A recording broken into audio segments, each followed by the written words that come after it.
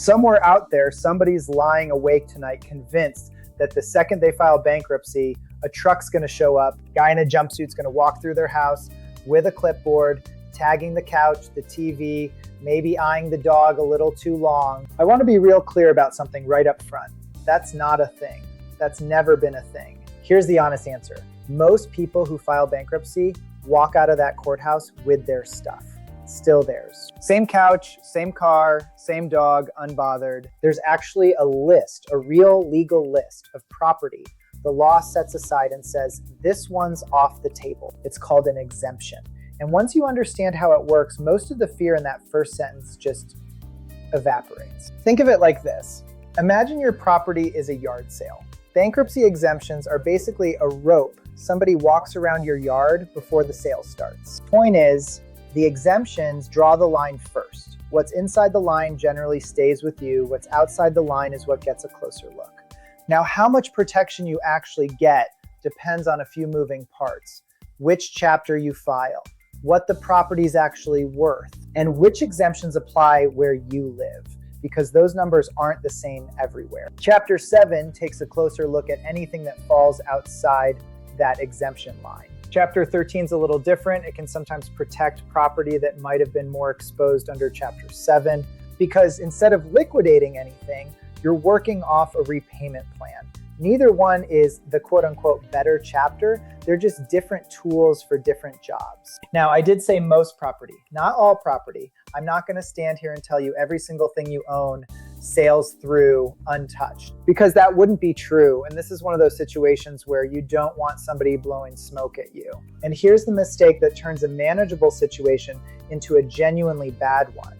Moving property around before you talk to somebody. Signing the car over to your cousin. Gifting grandma's ring to your sister for safekeeping.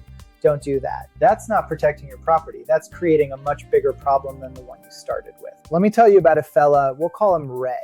Composite of a few conversations I've had, not any one real person, but the story rings true more often than you'd think. Ray comes in, convinced he's about to lose everything.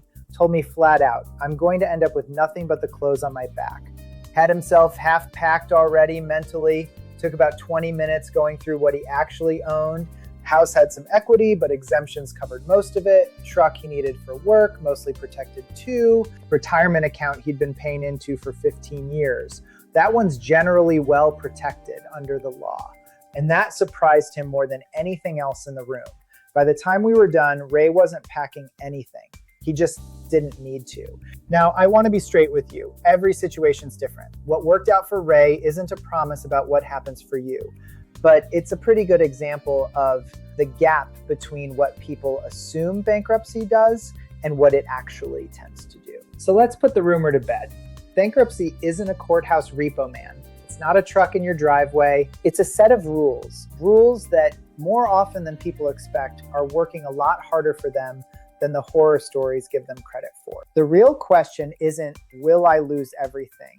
It's what actually applies to my situation. And that's not something a YouTube video or your brother-in-law or a Facebook group can answer for you. And look, before I get to how you get in touch, I've got to tell you something the federal government requires I say out loud. So let's just get it out of the way. Under federal law, this is a law firm that helps people file for bankruptcy relief under the Bankruptcy Code. That's it. That's the whole requirement. They just want it said plainly, so I'm saying it plainly. Before you decide bankruptcy is too risky to even look at, have somebody who actually knows this law take a real look at what you own. It might take less time than you think. And you might find out you were scared of a truck that was never coming.